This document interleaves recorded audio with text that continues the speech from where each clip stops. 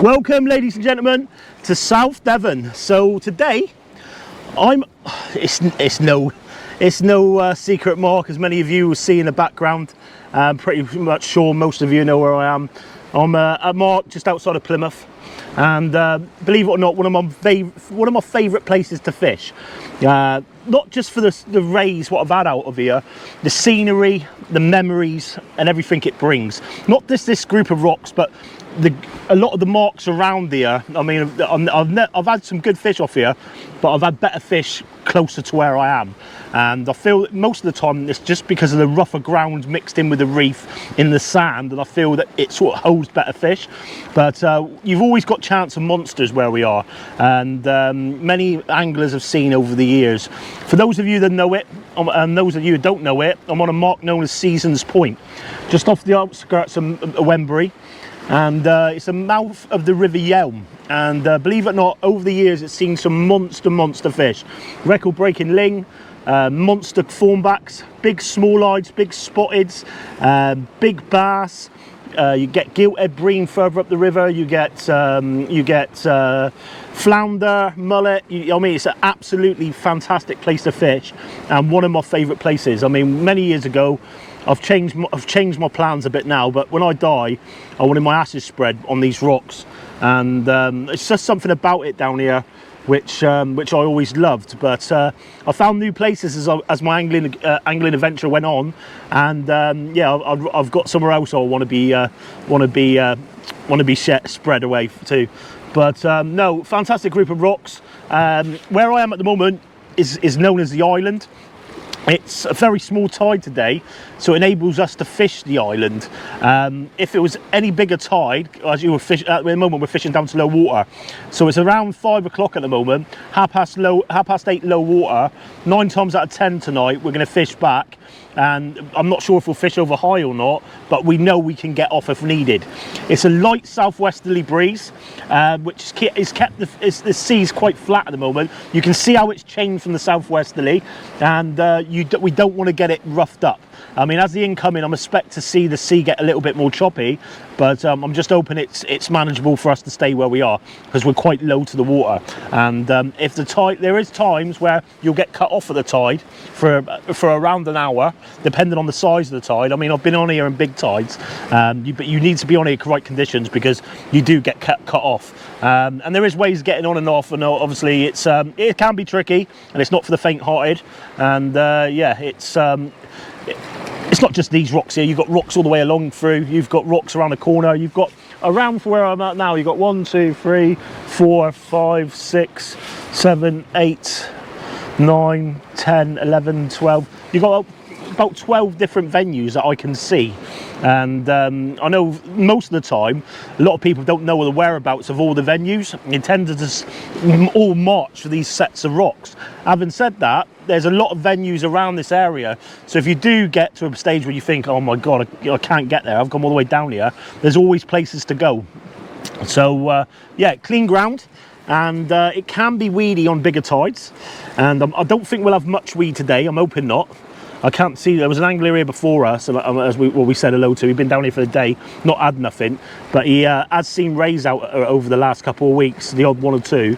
So it's always a chance at the same time. But I'm sure if we see rays today in this adventure, the video will be held back for a little bit, because 9 times out of 10, and not a lot of people will put the homework to get to down here, and they'll wait for photos. And as soon as the photos are hit, it'll be like Blackpool illuminations. I had a 13-pounder not too far from where I was at the moment, and when the photos went up, we kept it quiet, and we come down. I think my mate had an 11-pound 10, my other mate had a 10-pounder. We had a couple of 10s and 11s and stuff like that. And as soon as the whereabouts of it getting out, I decided to go the opposite side this one night, and as I went to the opposite side, I looked across, and from where, only because of the wind, but from where we were fishing the night before, it was like Blackpool illuminations. I got down about 9:15 at night, and it was just headlights as far as left and right as you can see where we are today. And it's a shame, but being where it is, positioned as close to Plymouth as it is, it's a no-brainer for a lot of anglers that want to go and have a chance of catching a double-figured smalleye. but there's certain times of year where it will give you better results. And yeah, it's just knowing the river, the entrance of the river, and how to fish it is the main key to it. I mean, I know a lot of the local anglers what fished it over the years have really good results, and it's the way you fish it at the end of the day. I mean, it's not necessarily very deep water at parts, and it's trying to cover the grounds, and we'll find the pits and stuff like that. I mean, you don't really want your baits lying right on top of you want it in the pits and in the gullies and stuff where the fish are homing in on to source a sand eel. Sand eel, my preferred bait. Prawn's fantastic bait, and I know a lot of guys use crab and free line and sand eel for the bass and stuff like that. Ray wise, obviously, I like to get like an extra large sand eel. If they're only small sand eels, I use a sand eel and a half, and yeah, that's pretty much my sort of like advice for fishing the venue, really. But yeah, it's an easy one to do, guys. It's not no rope access involved. It's a short walk from public parking, basically on the side of a road, and then you walk probably, I would say, how long do you reckon? 15-20 minutes? Yeah, about 15-20 minutes walk to get down on the rocks here. I mean, it's a bit of a trek on the way back up, but for those that obviously do take the adventure, do reap the rewards from time to time. Having said that, there's a lot of blank sessions that people go through. I'm going to go down now and see my guest for the evening, Mr. Connor from OnlyFins. I haven't seen him for a little while. He's put on some brute. I'll tell you what, he's training for a show, and I reckon he's put 3 stone on, eating loads of chicken, eating loads of I don't know. I'm not wanting to smell him. Load of cream cakes. He's certainly put on bulk, but he's got a show on in January, NEC.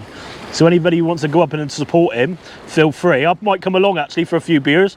Be a good old day, like, you know what I mean? Spend the night up at Birmingham. But we'll go down and go through his setup and that, and let's get right into the session. My equipment just before we see Connor.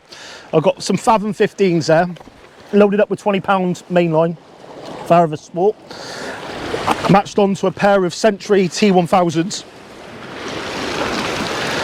and they're completely out there in the tide. Just look at that for scenery. I mean, it's just breathtaking, it really is. I mean, I was lucky enough to be down here many years ago, and it was an orange sky, and a friend of mine, who I know from years back, Rob, he was fishing on the rocks behind, and he managed to capture a nice photo of me fishing on these rocks.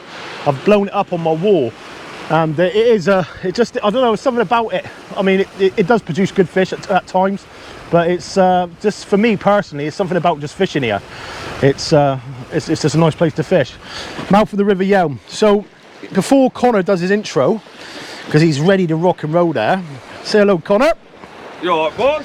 What you been up to? What have I been up to? Not a lot though. Just eating, trading, out fishing, as you've all seen on the channel. Yeah? And yeah, I'm excited to get a fish in. I've already got the rods out before I've even done the intro. The channel's going really well, banging it out at the minute, ain't you? Yeah, 100%. Yeah, 100%. Loving it, mate. Thank you as well for all the support. If you don't already, hop over, go give us a little sub and that, you know what I mean? Right, we'll go through your gear then. So we Fathom 15's loaded up with, I think he's trying to do like a traffic scheme with his line. I just do it to stress you out. Yeah, he does do it to stress me out, but that would even stress me out even more. I mean, look at that.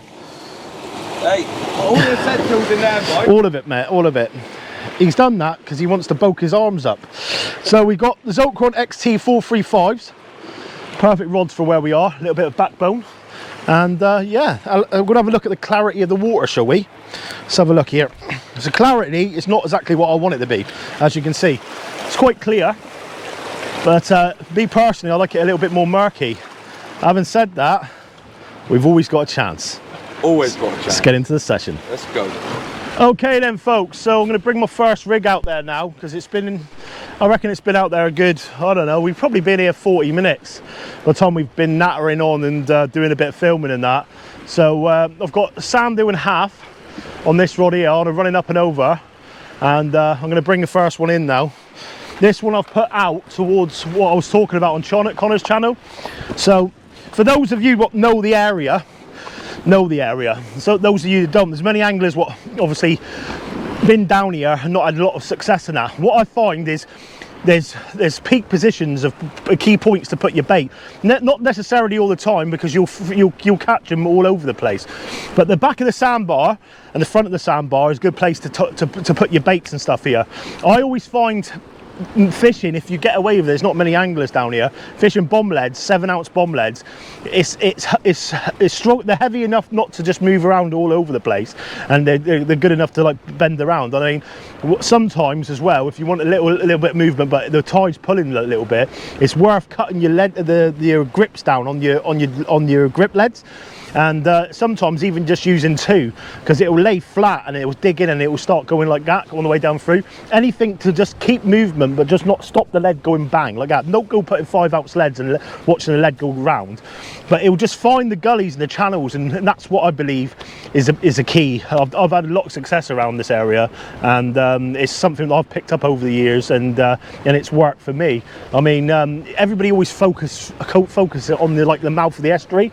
Well, I've had better fish into the right, if I'm honest, and I think it's especially if you go far right, there's like a reef out there, and every time we've caught fish around that reef, they've always been big fish, like 10-pound pluses, and yeah, it's one of them really. I mean, when it's busy, it's a good area because there's always somewhere to fish.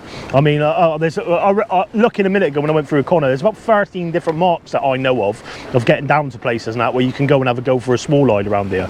So at the end of the day, when it does get busy, it's knowing where they are and how to get to them, and at the end of the day, it's about getting the bait in the water, isn't it? But this is probably one of the main known marks down here, what everybody tends to try and get on, and the wind is starting to pick up a little bit. Let's get this rod in.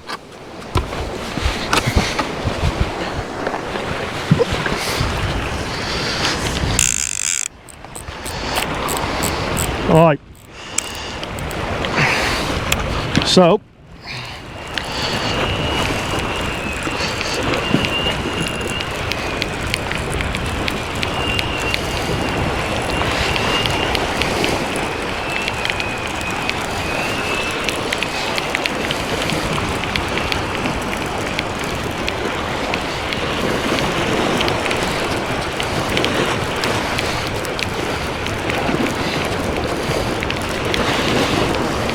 see where this line's been going through the sand.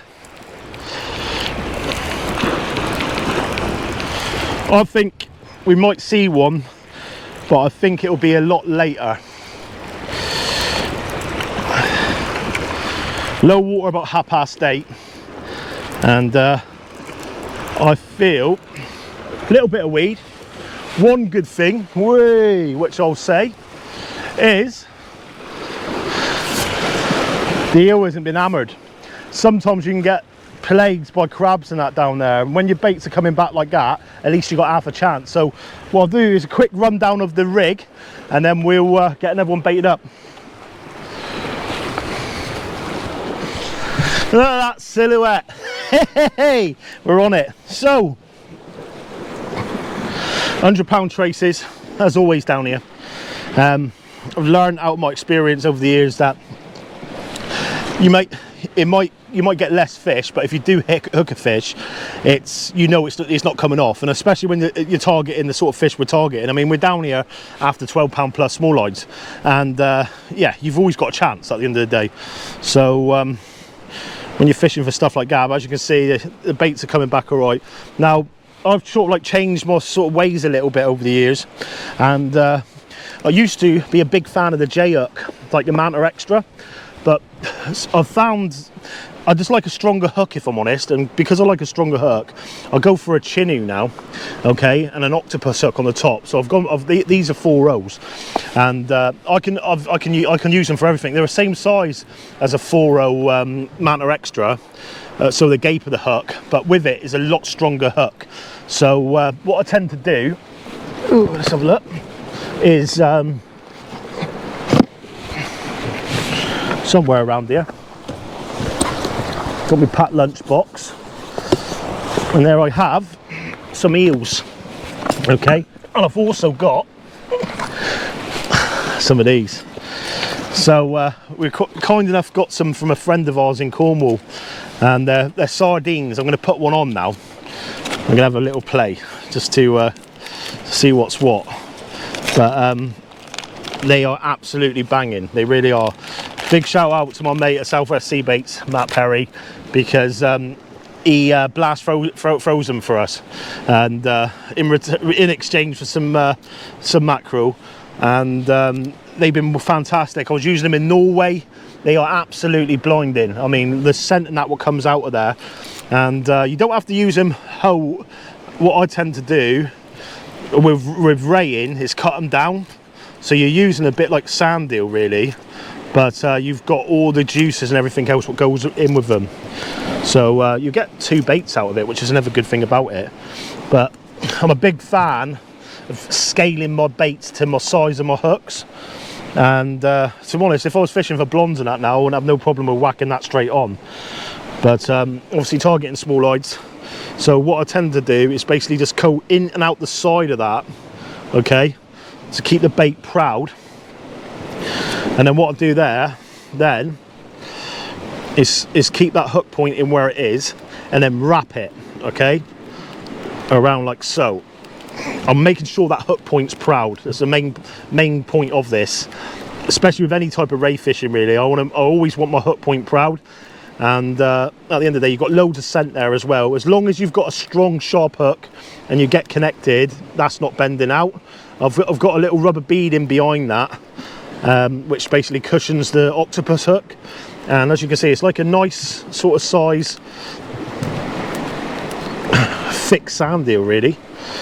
Okay, it's a little bit big than I want, but I'm going to put it on, and then basically what I'm going to do is cut the top of that off there, and like that. What we'll do is we'll chuck that in the water just for a little bit of ground bait. Okay, so I've got that there like that now. Then what I'm going to do now is bring that top hook down.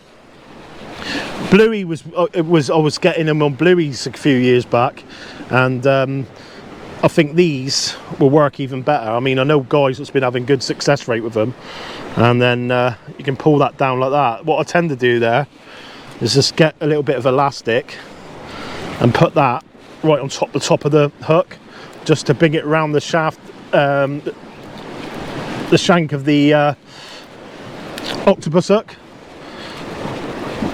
Pull them in to start, and you've got a nice little smelly bait there. Gonna bang this one straight out quickly, and hopefully we can see a small hide out. Just before I basically hook this up, I'm just gonna run through the rig. I personally like a long flowing trace for ray fishing, small hide ray fishing.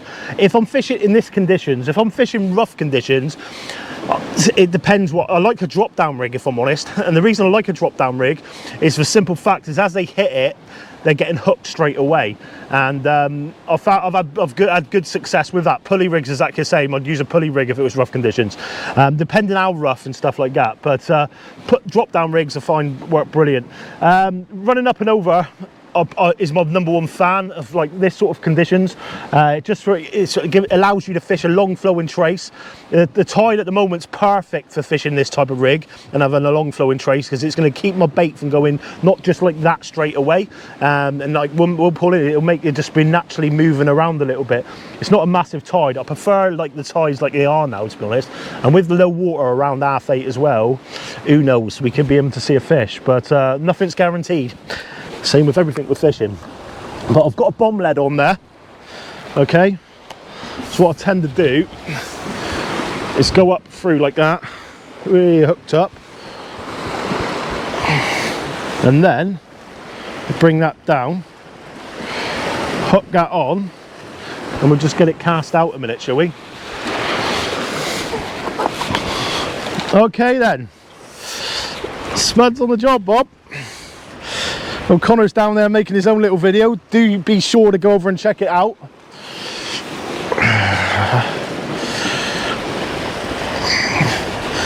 That's what it's about, guys, isn't it? Do you know what? I'm fed up with falling out with people and stuff. I'd rather, the world would be a much better place if we all got on, wouldn't it? You know what I mean? Brotherly love and all that. All that.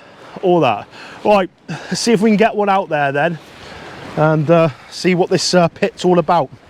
Okay, so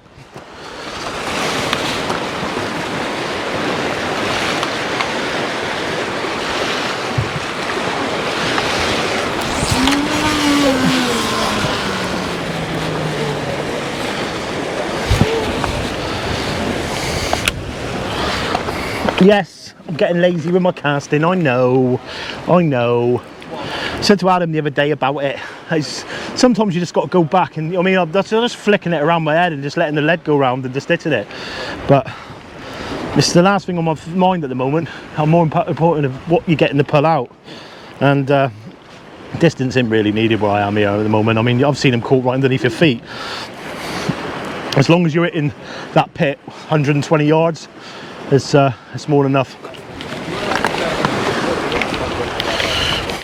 Right then, questions I get asked all the time, and I will say it while I'm here. I'm gonna put a jumper on in a minute, it's getting a bit chilly.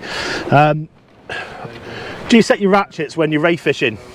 100%, always. Do you know what, I forgot to do it one day, and I was fishing a mark near Salcombe, and I had a pull over, and it just pulled over, went back up, dropped bait straight away. Always important to take your rod, guys. I mean, a blonde ray, a big blonde ray would pull your rod out of the tripod and take it for a swim. Smooth hounds would always do the same. I mean, I've seen a video not so long ago this year, and this guy was basically promoting fishing for smooth hounds, large smooth hounds, and not setting your drag. And I couldn't believe it, to be fair. And I mean, not just out of my experience, but I know a lot of anglers what I've fished with over the years, and I know everyone that I've ever seen fish for smoothhound would always set their drags. I mean, if you don't do that and you fish like that, I know of an incident where a guy's lost his rod, and the only reason he got it back because he had a fixed ball, and he literally, it was this fixed ball rod that went out, he forgot to set the thingy on it, and he literally cast his other rod as he was bringing it back, managed to hook his weight around the bail arm of the fixed ball, brought it back to shore with the rod bending back over, grabbed on the rod, let the drag go, fish went screaming off, and I think he had I think it was a 14 pound or 15 pound smooth hound on. And it goes to show, because they would just pull it straight out of the tripod, no mucking around. And exactly the same with rays. I mean, personally, not just for losing your rod, but more so for the bite. I mean, the ray will go to take off, and if the hook's not down properly, and it could still eat it, it'd be eating it as he's taking off. You want to make sure that hook's in. And another question I get asked about the dongle, I mean, everybody thinks, oh, why are you so against a dongle? It's not that I'm against a dongle, guys. A dongle, as I've seen, a lot of anglers use it and they catch fish. Personally, I'm not fishing. If I was going to go out and just go fishing and just sit, whatever I was going to catch and stuff, yeah, fair enough, it is what it is. But I go out, and I go out specifically targeting big specimen fish, and a lot of it's time and effort, and a lot of hard work and dedication goes into it. And if I was to go out and I was to hook a big fish and I was to lose it because it didn't have the bottom hook, you know what I mean? And I've had it a lot of times where the bottom hook is a hook, what's getting a bite there on the right hand rod, the bottom hook is the hook which has caught the fish, and I'd be gutted, absolutely gutted. And I know people say about fish care and stuff, but personally my fish don't get deep hooked. I'm on the ball and watching when I'm getting the bite. 9 times out of 10 I'm striking and hitting it. And most of the time I would say, especially with my rays, they're getting lip hooked. My smooth hound, because I use a snell knot and I use short pulley rigs, the hook was always in the side of its mouth. And I don't necessarily, the only fish that I necessarily target to deep hook is a cod, and that's when I use a running up and over a rig for like the shorter version of it when I'm fishing Chesil, because they've got big mouths and stuff, and I find if you deep hook a cod, I mean, 9 times out of 10 I would keep a cod for food anyway, you know what I mean? I love cod, and that's why I do it, because you've got less chance of losing that fish. And exactly the same, you imagine getting a 20 pound cod, I want it, my personal preference out of that whole fight is landing it. You know what I mean? That is my #1 priority when I'm hooking a fish, landing that fish. And yeah, you're spending enough time on going out targeting the species, money on bait, money on fuel, money on everything else. You know what I mean? Why risk it? Why have a little clip there to hold on and like clip down to your imp rather than a hook? It's a no-brainer to me, if I'm honest. But I'm not to say that they don't work. I know people have said, oh, they seem to think that I don't think they don't work. I just don't use them. You know what I mean? There's a lot of things that I would use and wouldn't use, and a dongle's definitely not one of them. But that's not to say they don't work. As I said, a lot of guys have success on it. Me personally, not for me. But that answers that question anyway. So hopefully we've got that rod in there now. I just had a bite on that other rod.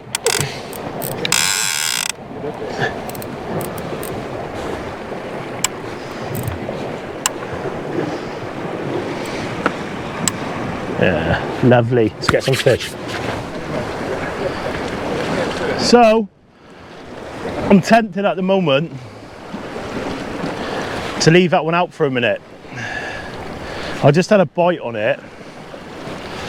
So I'm going to hold it in hand quickly because it is quite slack.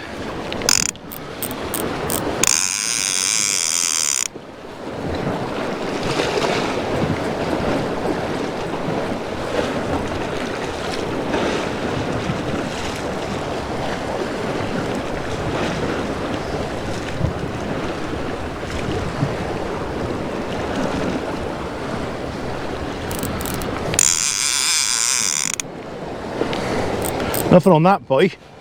Nothing on that. Got fish on? You got the fish in? Way, go on there, boy. Yeah. You catch loads at Seatown, don't you? I think it's a bit of seaweed. No, he was giving it all then.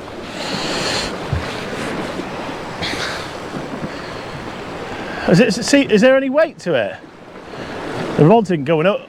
I don't know. No, he's got seaweed. He was trying to give it all the big bollocks then a minute ago. Give it nothing. He turned around like smiling, saying, "Here, I got one," and then he's bringing in a load of weed. I'm gonna bring this one in now.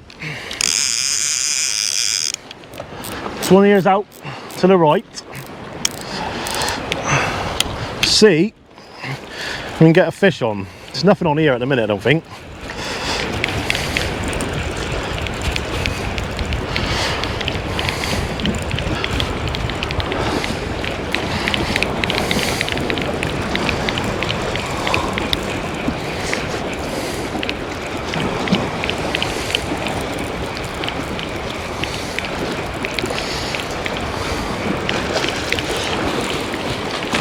Lovely evening, looking out towards a Mewstone, and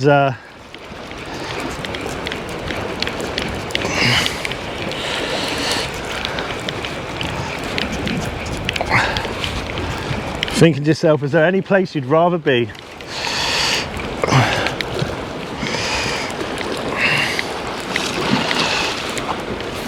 Long flowing trace, sand eel, still well and truly on. I mean, what else are you going to say to that? A bit gutted really. I'm just going to top that up. I'm going to be lazy now. I'm going to put a bit of side on. Whoa, I can't do it. I can't do it. It's Webby, do it properly. If you're going to do it properly, innit?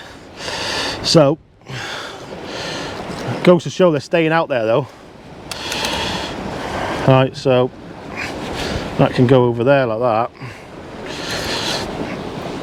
and then what we'll do is we'll put this bit of sardine on, and then I'll put that hook through there like that.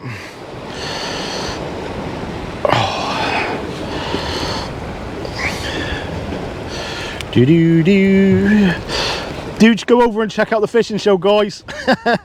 It's going well. But to be honest, what I've enjoyed about it, on here gets a bit manic at times because it's obviously a bigger channel, but I've enjoyed talking to individuals more, you know what I mean, and getting to interact with the viewers, and it's been good. I've met some new friends, and yeah, it's been good. I've been enjoying doing like the review sort of stuff. I mean, I just don't want to be doing the same sort of stuff all the time, if I'm honest.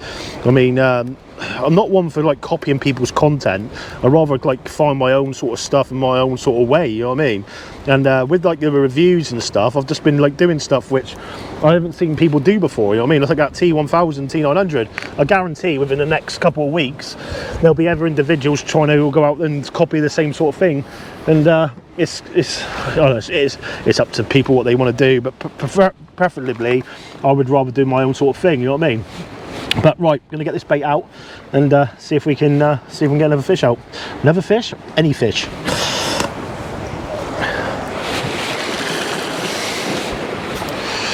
Do do do.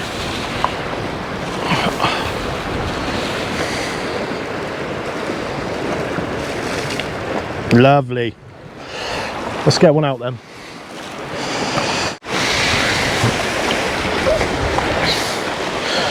Right.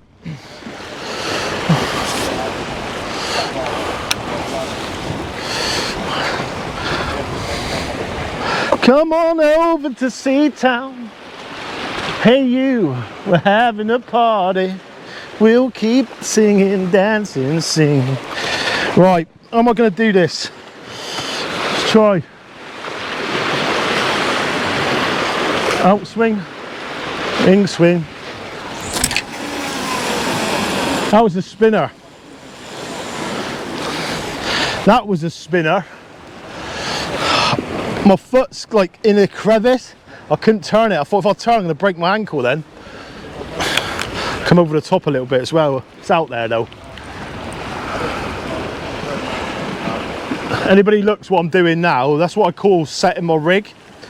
So basically what I'm doing, because especially as it being a bomb lead as well, I'm pulling it back so everything's laid out properly and everything's ready to work. So all I've got to do now, take it down to the tripod, lay him up, let the ratchet off, and hopefully wait for a fish.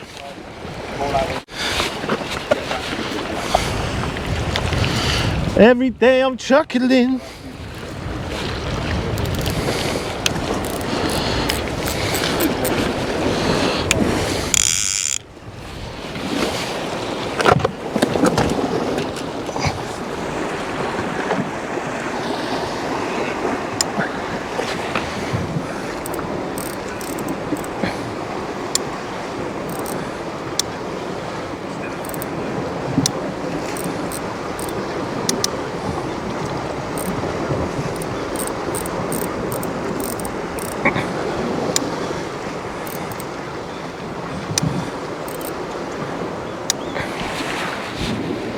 Sun just gone down over the river, yeah. This is what I get out of fishing. It's not all about having those rod tips screaming off, and it's the scenery and something about here. I think it's like now you get the redness coming in the sky as the darkness starts to set in. You've got not a completely flat sea, but you've got a nice light southwesterly breeze, and your baits are in the water, your rod tips are arched over, your ratchets are on, and it's just that feeling of what can happen, I suppose. And that's all what keeps us in the sport, isn't it? It's all what keeps us in the sport. But hopefully we can see one out tonight. If it don't happen, it don't happen. It's one of them, isn't it? I didn't feel confident with the coloration of the water. I know there's a couple been caught recently, but nothing of size. There is, I don't know, it's starting to darken up as the night fades. So hopefully we can see a fish out. But yeah, I don't feel confident tonight. Not to say you won't get one, but yeah, I was open for a bit different conditions with the way the weather's been. But we haven't had it rough this week, and unfortunately, it might hold us back a little bit. But is that a bite? We've not even had dogfish so far, which is crazy. Prime sand eel going out there, and not happening at the moment. But got to keep trying, I suppose. Well, it was nice to get out. Unfortunately, the strap eels come in, and it resulted with strap eel. I wasn't going to waste the extra large sand eel I had in the flask, so we decided to call it a night about 11 o'clock. And yeah, lovely hour or two spent on the rocks in South Devon, and it just goes to show it's not all about catching. Sometimes it's just about being there.